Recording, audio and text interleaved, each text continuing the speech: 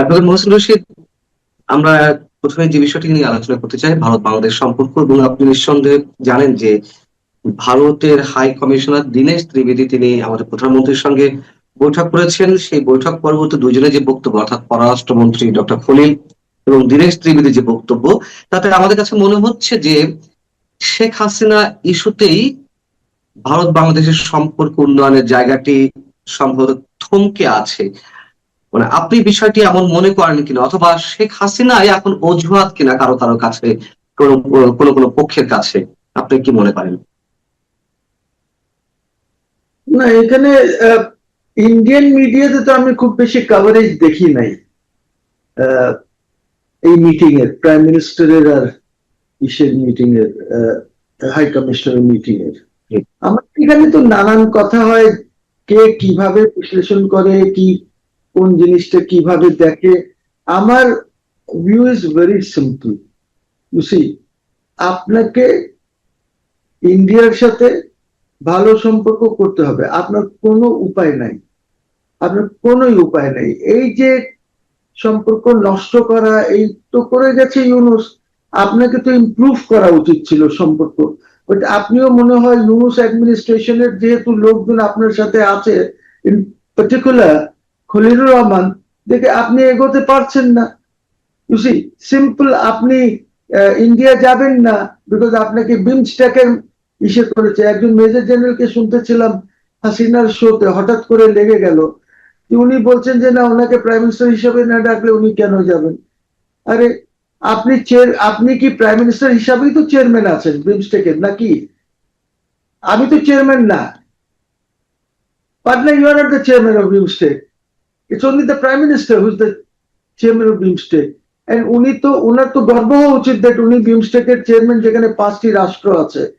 তো এইগুলি, জি, 7টি রাষ্ট্র, 7টি রাষ্ট্র আছে। He is chairing those 7। উনি তো এখানে গেলে ওই 7 জনের সাথে একসাথে বৈঠকও করতে পারেন। আমি এত বড় ক্যানভাস ওনাকে দেওয়া হয়েছে, এইটা নিয়ে টানা হেঁচড়া যে না আপনি প্রাইম মিনিস্টার বলেন নাই দেখে আমি যাব না, বা আপনি প্রাইম মিনিস্টারের নাম লেখেন নাই যাব না। I mean, what kind of country are we running? আমরা কোন ধরনের, এইটাতে কি বাংলাদেশ শেষ হয়ে যাবে না ধ্বংস হয়ে যাবে যদি এইভাবে লেখা হয় নাই?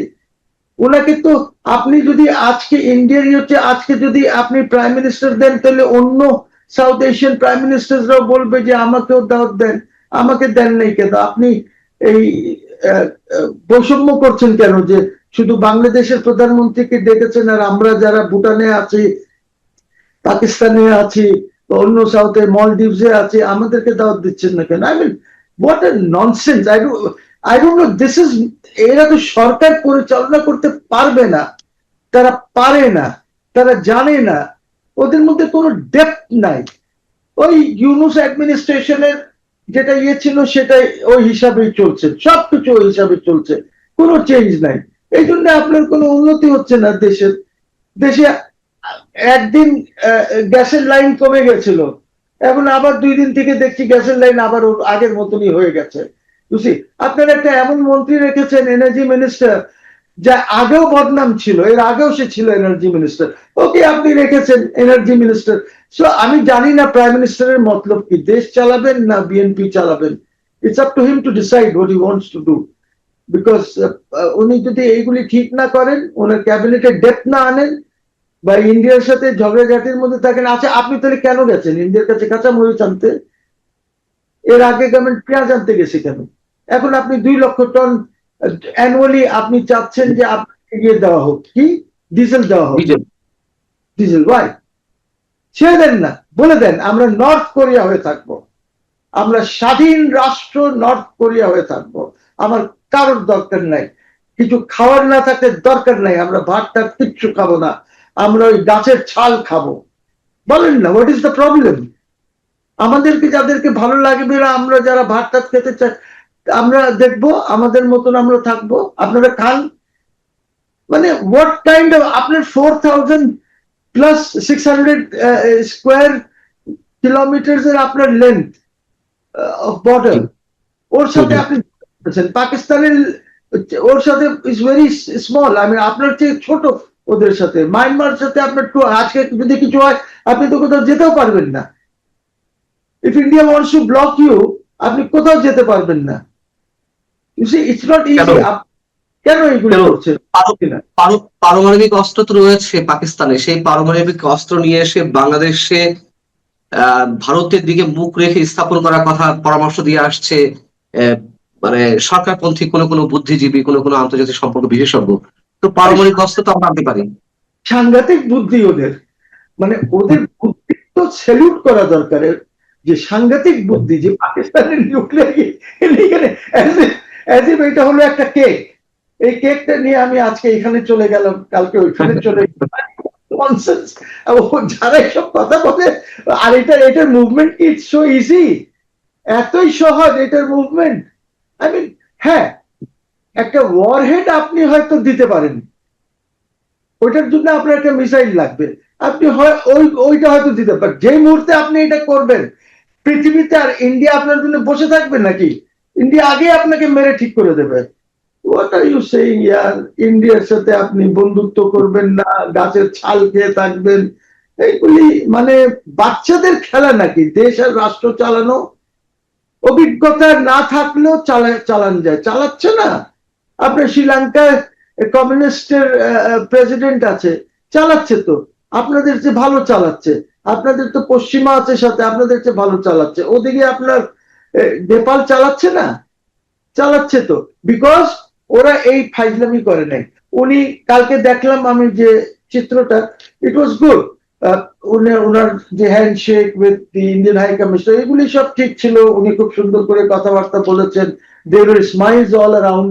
কিন্তু আপনার এই সিটিং অ্যারেঞ্জমেন্ট, আই মিন দেখেন, সবকিছু কিন্তু খুব লক্ষণীয় যে আপনি কাকে কোথায় বসাচ্ছেন, কিভাবে বসাচ্ছেন। আমরা সাধারণত দেখেছি, ধরেন হোয়াইট হাউসে বা অন্য জায়গায়, অন্য government, even in India we have seen, যে প্রাইম মিনিস্টার যে যখন বসেন কারোর সাথে কথা বলেন, ডান দিকে উনি বসেন, ডিস্টেন্সটা কম হয়, তো দ্যাট ভালো করে কথা বলা যেতে পারে। আমাদের তো ডিস্টেন্স এমন হয়েছে, মনে হয় prime minister is the king, and এই ডান দিকে যারা বসে আছে বা বাম দিকে যারা বসে আছে, এরা সব চাপরাশি।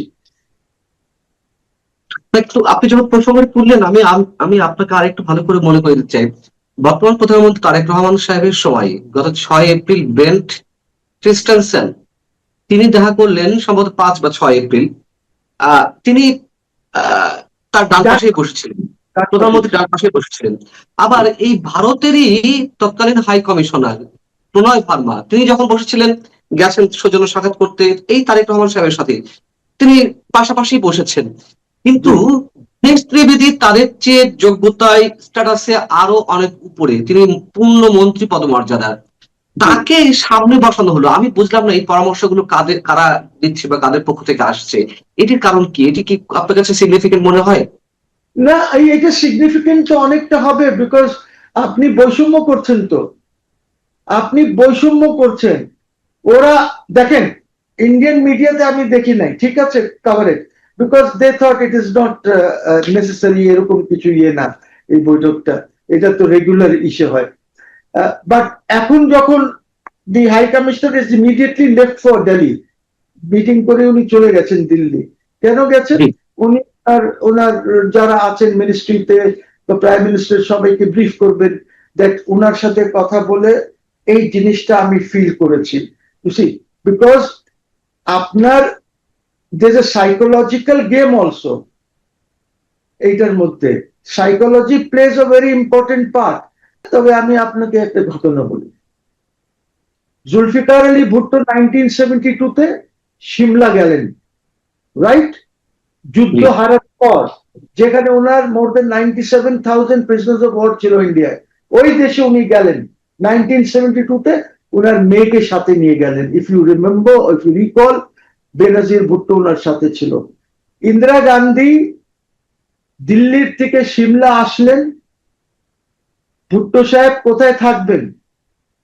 হি is a losing country, he has lost the war, he has lost half of his country, ঠিক আছে।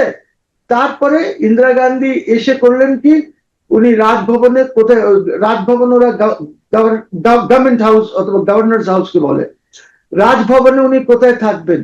she inspected the Raj Bhavan এবং উনার বেডরুম স্টাডি পুরা বেনজির কোথায় থাকবে, উনি কি করলেন, she did not like the arrangement, ভালো খাট আনা হলো, সব উনি চেঞ্জ করালেন, সোফা টোফা সব চেঞ্জ করালেন ওনার থাকার জন্য।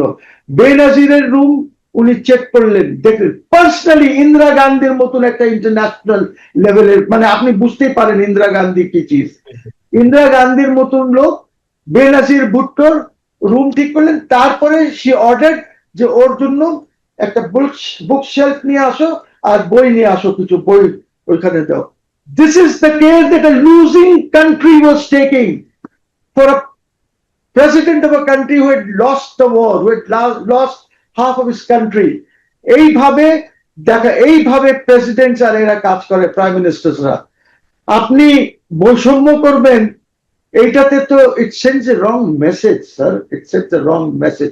প্লিজ স্যার আন্ডারস্ট্যান্ড, আপনি এই জিনিসগুলি চেঞ্জ করেন, প্লিজ চেঞ্জ দিস থিংস। আপনি আপনার এই যে ছোটখাটো লোকজন যারা আছে, ছোট মনের লোকজন, ওদের কথায় থাইকেন না, আপনার মন মানসিকতা বড় করেন, আপনার ভিশন বড় করেন, না হলে we are in trouble, I am telling you, we are in trouble. Everything matters in international diplomacy, everything matters.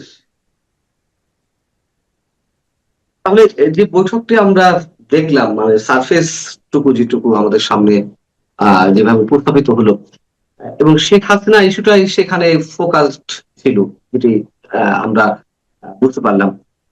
আমার প্রথমে যে প্রশ্ন ছিল যে তাহলে শেখ হাসিনা ইস্যুতে কি আসলে সবকিছু আটকে যাচ্ছে নাকি এটিকে আসলে হাসিনা কার্ড হিসেবে দুপক্ষই ব্যবহার করছে, মূল বিষয়টি কি?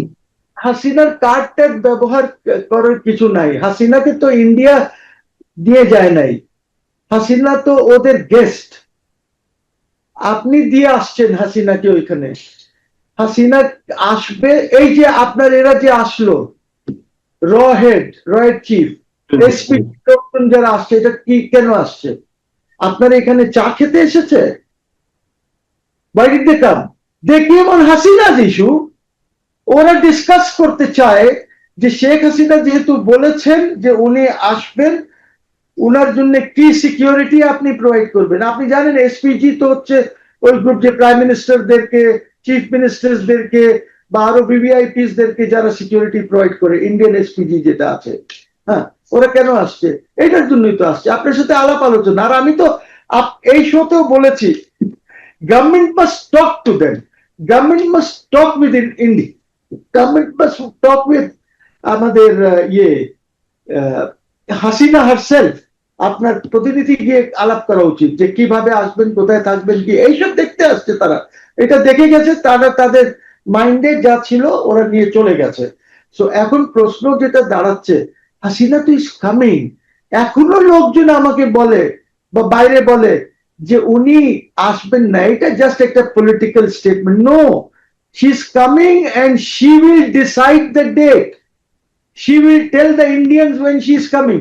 এটা হতে পারে that ওদের সাথে আলাপ আলোচনা করে করবেন, but she is coming, and that when she comes it will be a revolution in this country, একটা সুনামি হবে দেশে। এটা কে বলছে? এটা মোসেন রশিদ বলছে, যে ওনার বিরুদ্ধে আন্দোলন করেছে। that man is today saying that she will come and there will be a tsunami, revolution হয়ে যাবে এই দেশে, দেখবেন।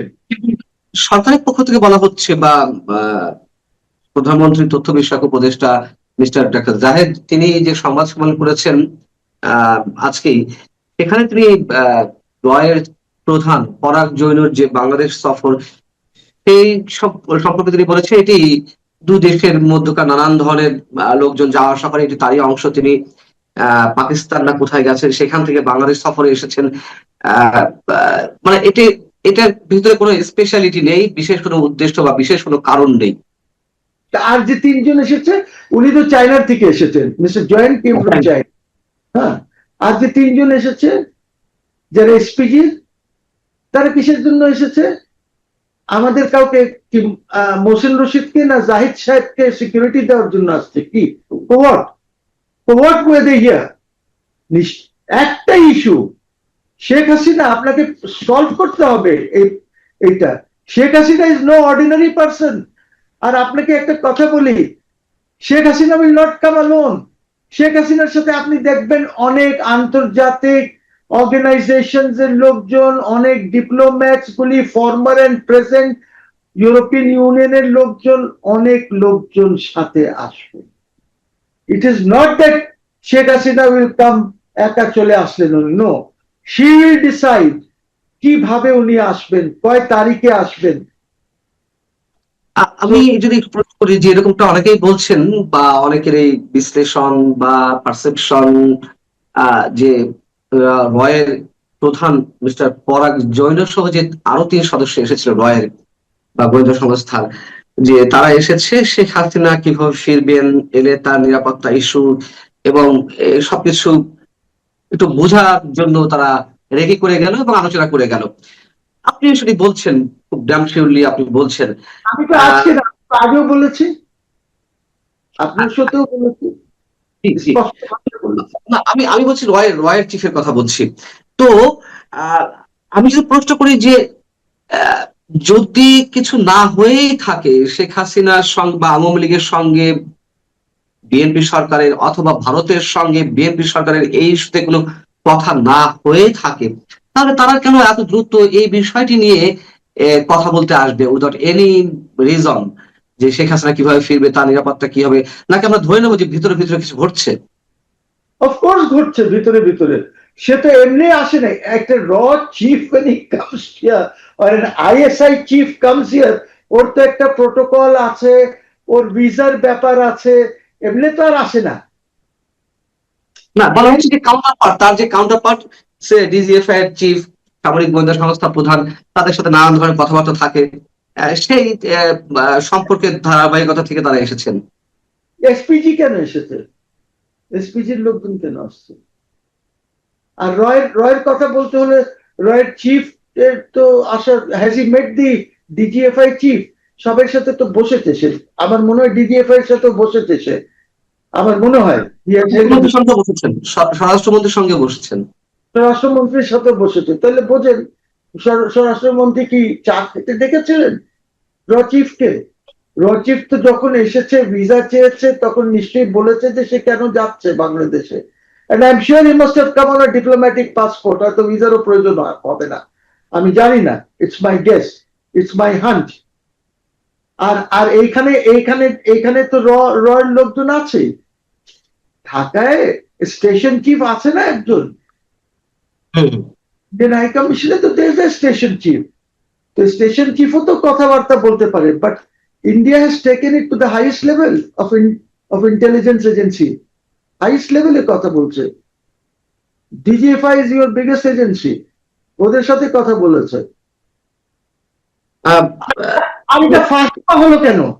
যদি সে এসেছে ফর ফিউ আওয়ার্স, 24 ঘন্টা বা 36 ঘন্টা, এইটা লিক আউট হলো কেন? এটা লিক আউট অফিসিয়াল কোনো ডিক্লারেশন ছিল না, কোনো পক্ষ থেকে কোনো ডিক্লারেশন ছিল না, না ভারত সরকারের পক্ষ থেকে না বাংলাদেশ সরকারের পক্ষ থেকে।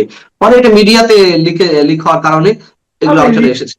এখন কেউ যদি একটা চিফ যদি চেনে জয়েন্টকে, হি ইজ কামিং, এয়ারপোর্ট থেকে এসেছে, পাসপোর্ট দিয়েছে, লিক কে করেছে?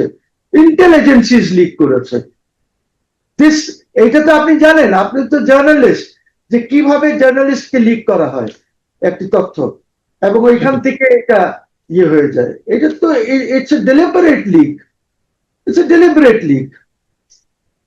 তাহলে যে, একদিকে রয়্যাল চিফের ঢাকা সফর এবং আপনার বক্তব্য অনুযায়ী, বা আপনি যদি মনে করে থাকেন যে শেখ হাসিনা ইস্যুতে তারা এসেছে, আবার উল্টো দীনেশ ত্রিবেদীর সাথে যে বৈঠক, সেই বৈঠকের যে আচরণ বা অ্যাটমসফিয়ার যেগুলো আমাদের সামনে উপস্থাপিত হলো, বা আমরা যে লক্ষণগুলো দেখলাম, এবং পরবর্তী সংবাদ সম্মেলন, পররাষ্ট্রমন্ত্রী খলিলুর রহমানের অ্যাটিটিউড বা বডি ল্যাঙ্গুয়েজও তেমন পজিটিভ ছিল না। আবার দীনেশ ত্রিবেদী আশাবাদিতার জায়গা থেকে বা কূটনৈতিক যে শব্দগুলো সেগুলো ইউজ করেছেন যে দুই প্রধানমন্ত্রী বা দুই রাষ্ট্রনায়ক একসাথে বসা উচিত, এবং সবকিছু মিলিয়ে আবারও বলতে হচ্ছে শেখ হাসিনা ইস্যুই ওখানে প্রাধান্য পেয়েছে। তাহলে এই বৈঠকের মেসেজটি কি আসলে? এটাই হবে প্রাধান্য। ওর কারণ হচ্ছে যে ওরা যদি কিছু নাও বলে, আপনি তো বলেছেন যে আপনার টেরিটরির থেকে শেখ হাসিনা এরকম বক্তব্য দিয়েছেন, আর উনাকে, আচ্ছা সেটা যদি নাও বলে থাকেন, এটা তো বলেছেন যে উনাকে এক্সট্রাডাইট করেন, ওনাকে পাঠিয়ে দেন বাংলাদেশে, এক্সট্রাডাইট করেন, এটা তো বলেছেন। তাহলে আপনি নিজেই তো শেখ হাসিনার ইস্যু রেজ করেছেন। তা আপনি যদি এতটুকুন বলেন যে এক্সট্রাডাইট করেন উনাকে, আমরা তো বারবার চিঠি দিচ্ছি আপনাকে, হাদির এদেরকে এখানে পাঠান, এক্সট্রাডাইট করেন, ইস্যু তো রেজ করলেন আপনি। তা আপনি যখন ইস্যু রেজ করেছেন, আপনি এতটুকুন বলেছেন, তখন আমি ওকে বাড়িয়ে দিলাম, আমি বললাম যে শেখ হাসিনা যে আসবেন, ওনার সিকিউরিটির কি করবেন, উনি থাকবেন কোথায়, এগুলি আমাদেরকে জানান। You raise the issue. তখন ওরা বলছে যে এটা তো দেখছে আমার আইনি ভাবে ওনাকে এক্সট্রাডাইট করা যায় কিনা। রেজ তো আপনি করলেন। Why did you raise the issue একটা, ঠিক আছে, ইস্যু একটা, কিন্তু ওয়ে তো দুটো। একটা হচ্ছে শেখ হাসিনা নিজে ফিরে আসবেন, আর একটা হচ্ছে সরকার চাইছে প্রত্যর্পণ চুক্তির অধীনে। তাহলে এখন বাধাটি কোথায় হয়ে দাঁড়িয়েছে? বাধা হয়ে দাঁড়িয়েছে বিকজ এক্সট্রাডিশন তো হতে পারে না। আপনি চুক্তিটা পড়তে হবে, চুক্তি পড়ে দেখতে হবে। যারা 2-3 আর্টিকেল, যেখানে পলিটিক্স এর ব্যাপার আছে, তারপর এখানে ডুয়েল ইসের ব্যাপার আছে, যে একই জিনিস থাকতে হবে দুই দেশেই। আপনি একটা মার্ডার হয়েছে, মার্ডার ট্রায়াল হয়েছে নর্মালি সিআরপিসি সেশনস কোর্টে, আর ইন্ডিয়াতে একই অবস্থায় হয়, দেন ইটস ওকে। নাম্বার 2 হচ্ছে আপনার এই যে ডুয়াল ইয়েটা, ওদের এখানে তো আইসিটি বলে কিছু নাই। ও আপনি আইসিটি তে ট্রায়াল করছেন, নর্মাল ট্রায়াল করছেন না, আপনি আইসিটি তে ট্রায়াল করছেন, no evidence act is followed. আপনি আইসিটি তে ট্রায়াল করছেন, সিআরপিসি নাই, this things are not followed, যেটা নর্মাল সেশনস কোর্টে ফলো করা হয়। হ্যাঁ, তো আপনি এই আইনটাই তো করেছিলেন আরেক কাজের জন্য, ওইটাকে অপব্যবহার করছেন। এখনো হচ্ছে, 2009-তেও অপব্যবহার হয়েছে। আমি এটা বারবার বলি, আমি শুধু এখনকার বলি না, আমি 2009-তে অপব্যবহার হয়েছে, 2024-এ। এই জন্যই বলি যে এইসব করেন না, ফিনিশ দিস। এটা আবার অপব্যবহার হতে পারে। ধরেন যদি দেশে একটা রেভলিউশন হয়ে যায় কোনো ধরনের, আজকে থেকে 6 মাস, 7 মাস, 1 বছরের মধ্যে, তো এটা আবার অপব্যবহার হবে। তখন ওই রেভলিউশনারিরা অপব্যবহার করে আপনাদের বিরুদ্ধে অপব্যবহার করবে। So because you are misusing abuse. আজকে শেখ হাসিনার বিরুদ্ধে এটা কেন অপব্যবহার হলো? বিকজ 2009-তে শেখ হাসিনা অপব্যবহার করেছে। ইট ওয়াজ এ ডেড আইন, ইট ওয়াজ এ ডেড ল, অপব্যবহার করেছেন। আপনার বিরুদ্ধে হচ্ছে, কালকে আজকে যারা আছে ওদের বিরুদ্ধে হতে পারে। আপনাদের যদি জানে যে এই প্রত্যর্পণ চুক্তির আওতায় ভারত শেখ হাসিনাকে ফেরত দিবে না, জানা সত্ত্বেও চুক্তির আন্ডারে দিতে পারে না, সেটাই আমি সেটাই বলছি যে সরকার তাহলে জানে নিশ্চয়ই, আপনি যেমন বলছেন এই ব্যাখ্যাগুলো তো সরকারও জানে, কিন্তু তারপরেও তারা প্রত্যর্পণ চুক্তির আওতায় ফেরত চাইছে। তাহলে আমরা এক্ষেত্রে বলতে পারি যে জনগণকে বেকুফ বানানোর জন্য এটা বলে। আচ্ছা, চুক্তি আছে, চুক্তি আছে, এটা 23 না 25 আর্টিকেলস চুক্তি, এটা সই করেছে, আমি দেখেছি, পড়েছি, এটা সই করেছে আলমগীর সাহেব অ্যাজ হোম মিনিস্টার। জি না, তাহলে এখানে যদি সরকার ডাবল স্ট্যান্ডার্ড বজায় রাখে, ডাবল গেম খেলে থাকে, তাহলে ভারতও কি ডাবল গেম খেলছে না? ভারত শেখ হাসিনাকে ওইভাবে ফেরত দিচ্ছে না ঠিকই, ভারত বলছে না আমরা বাক স্বাধীনতার উপর হস্তক্ষেপ করি না, আবার শেখ হাসিনা যে বক্তব্যগুলো দিচ্ছেন, যে সংবাদ সম্মেলনের মানে বিষয়টি আমাদের সামনে এলো, তা এগুলো তো নিশ্চয় ভারত সরকারের অনুমতি ছাড়া নিশ্চয় শেখ হাসিনা করতে পারতো না বা করছে না। তাহলে ভারতও কি ডাবল গেম খেলছে? ধরেন যদি আমরা ধরেই নেই যে শেখ হাসিনা অনুমতি নিয়ে করেছে, অথবা ওই ক্লাব, ফরেন করেসপন্ডেন্টস ক্লাব, সরকারের বা মিনিস্ট্রি অফ ইনফরমেশন থেকে কোনোভাবে অনুমতি নিয়ে করেছে, এন্ড দে হ্যাভ গিভেন অনুমতি। এখন ওই অনুমতি দিয়েছে কেন? ওই অনুমতি দিয়েছে because she is the de facto prime minister of Bangladesh, এবং উনি যেখান থেকে বক্তব্য রাখছেন that is the camp office of the de facto prime minister of Bangladesh. আমি ইন্ডিয়ার পক্ষে রিপ্লাই দিয়ে দিলাম। আমি শেষ প্রশ্নটি রাখতে চাই আপনার কাছে, আমরা অনুষ্ঠান শেষ করবো। সেটা হচ্ছে যে সমাধানটি কি? যে অবস্থা রয়েছে যে দুই পক্ষই অনড়, ভারত বাংলাদেশ, মাঝখানে শেখ হাসিনা ইস্যু, আসলে আপনার ফোরকাস্টিংটা কেমন হতে পারে? কি হতে যাচ্ছে? শেষটা কোথায়? Sheikh Hasina is going to come, উনি বাংলাদেশে আসবেন, ডেটও দিয়ে দেবেন উনি, এরপরে উনি ভিডিওতেও আসবেন, এবং উনি উনার হয়তো, আমি তো জানি না, হয়তো উনি ওনার সংগঠনটাকে ঠিক করছেন এই মুহূর্তে, নিজে নিজে directly she is talking maybe to. তাহলে ঠিক আছে, কিন্তু ভারত বাংলাদেশের সম্পর্কটা কোথায় গিয়ে দাঁড়াবে এভাবে চলতে থাকলে? আচ্ছা, why should Bharat give a dam about this government? আপনি ওদের সেভেন সিস্টার, এটা তো continuation of the Yunus government, seven sisters নিয়ে নেবেন, বে অফ বেঙ্গলে কাউকে ঢুকতে দেবেন না, ওরা কেন? ওরা তো এখন যেটা ছিল না, ওরা এখন ইউনুস তো একদম যাতা করে গেছে, এই বেচারা prime minister have to suffer for this. আপনি দেখেন 3টা গ্যারিসন তারা করেছে, these are not defensive garrisons, these are all offensive garrisons. তারপরে আজকে থেকে মাসখানেক আগে তারা জমি কিনেছে, মাস বা 6 সপ্তাহ আগে, ওইখানে তারা রাইডার্স বসাচ্ছে ইন্টেল কালেকশনের জন্য। Border, on your border they are setting up about 15 intel collection centers, এমনি তো করতেছে না। So there is a reason behind it. আপনি, বিকজ ওরা মনে করে যে 1971-এ ওদের এখানে যে এক ডিভিশন বা what ever army was here, এই ইন্ডিয়ার পক্ষে বলছি না আমি, জাস্ট ফ্যাক্টস অন রেকর্ড যেটা আছে, ওরা এখান থেকে চলে গেছে একটা ব্যক্তির জন্য। ইন্দিরা গান্ধী সরাতে চান নাই, ইন্দিরা গান্ধীকে 2-3 বার বলতে হয়েছে, because that was Bangabandhu Sheikh Mujibur Rahman, ওনার যে ইন্টারন্যাশনাল স্ট্যান্ডিং, ওনার যে পার্সোনালিটি এট দ্য টাইম, ওই সময় ওনার যে রেসপেক্ট কমান্ড করতেন বঙ্গবন্ধু, ওই রেসপেক্ট তো বাংলাদেশে আর কেউ কমান্ড করে নাই।